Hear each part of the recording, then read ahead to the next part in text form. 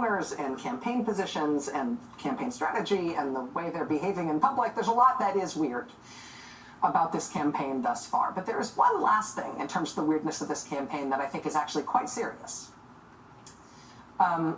You probably heard this weekend that Donald Trump told an audience on Friday night that if they vote for him this November, if he's voted back into office this November, they will never have to vote again. He told an audience on Friday to, quote, get out and vote just this time. He said, after this time, quote, you won't have to do it anymore. You won't have to vote anymore. He said, quote, in 4 years, you don't have to vote again. We'll have it fixed so good, and you're not going to have to vote.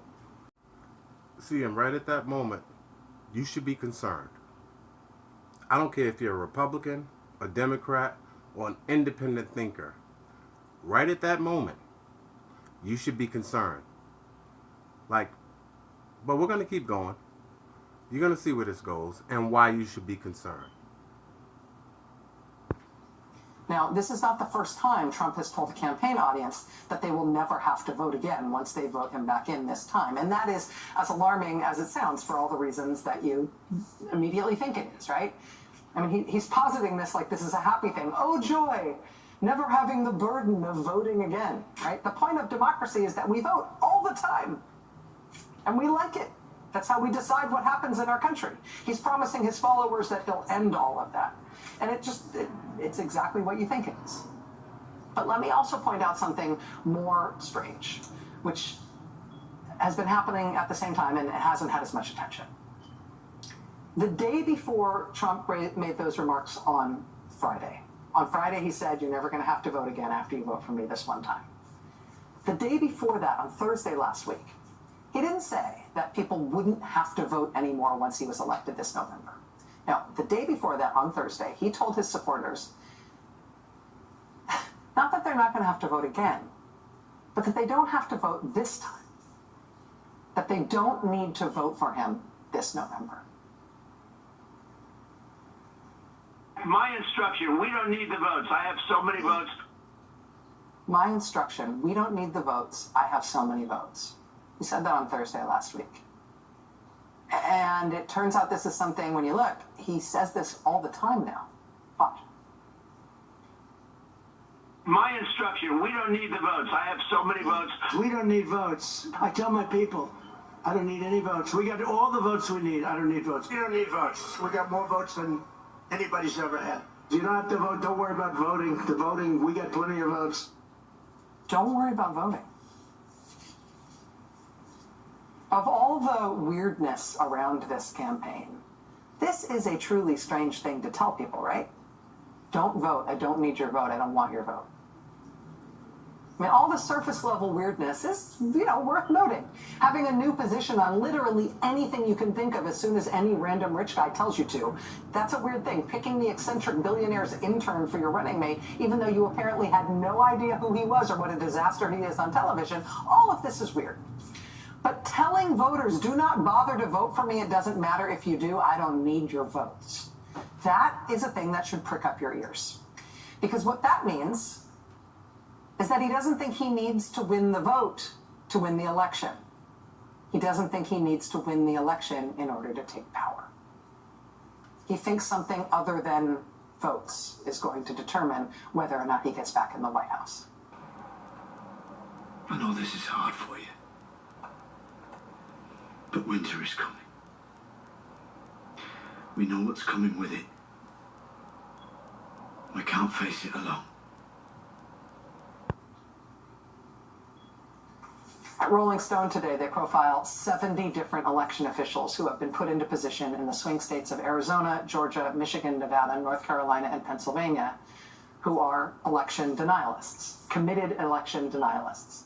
Officials that have been put in place in all of those swing states to make sure that election results, no matter what they are, do not get certified in those states this year.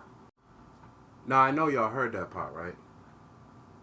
If he's already got enough people in the battleground states that have to certify the election to say who the winner is, and they just decide they're not going to certify it, what kind of chaos you think that's going to create? Because if you give him 5 minutes of distracting and chaos, all he's going to do is he's going to grab the first microphone and say they stole it. They're cheating. And the 60 or 70 odd people that want to stop it, that no matter what, unless Trump is winning or wins in some of these states, if he's losing, they're just not going to certify it. So then you're going to have chaos. You're going to have gridlock. You're going to have frozen. You're going to have him out there saying, hey, yeah, they're stealing it. You're going to get a whole bunch of people pissed off. So I need y'all to, I thought this was important. You know, I mean, we'll get to Tiffany. She ain't going nowhere. But y'all need to pay attention to that. Quote, at least 22 of these election officials have already refused or delayed certification processes in recent elections. According to Democratic election lawyer Mark Elias, quote, I think we are going to see mass refusals to certify the election in November.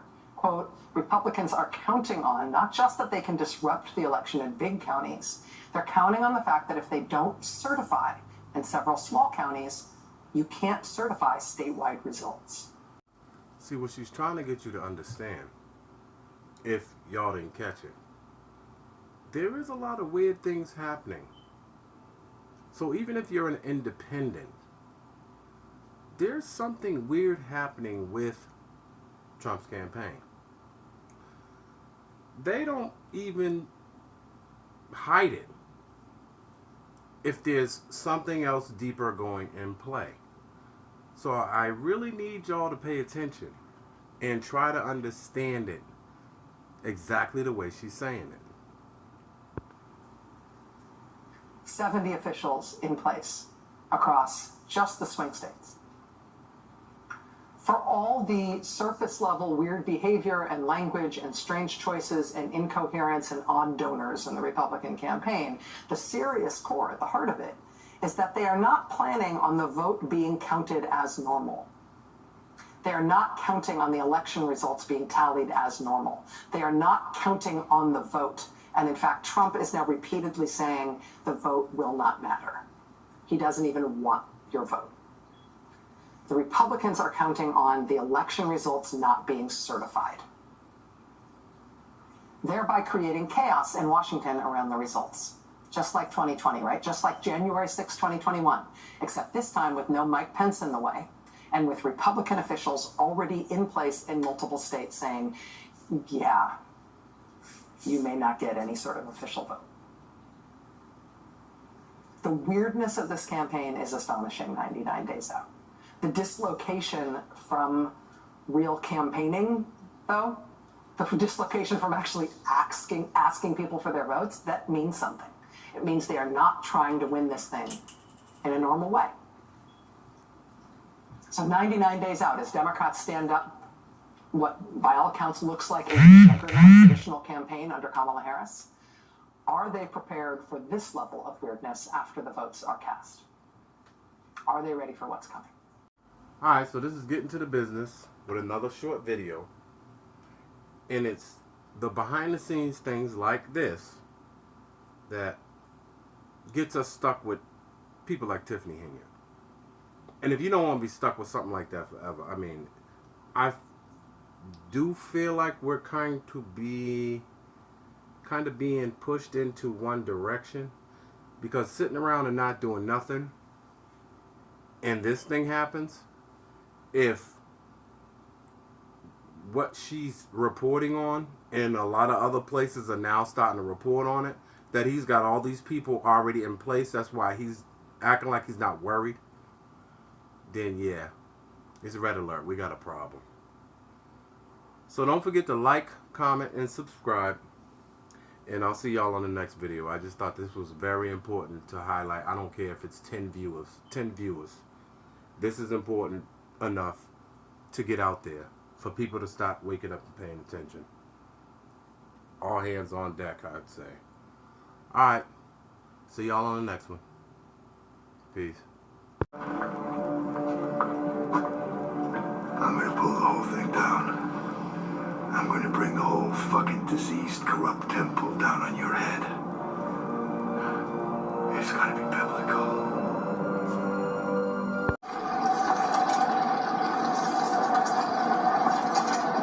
That's great. That's just fucking great, man. Now what the fuck are we supposed to do? That's some real pretty shit now, man. You finished?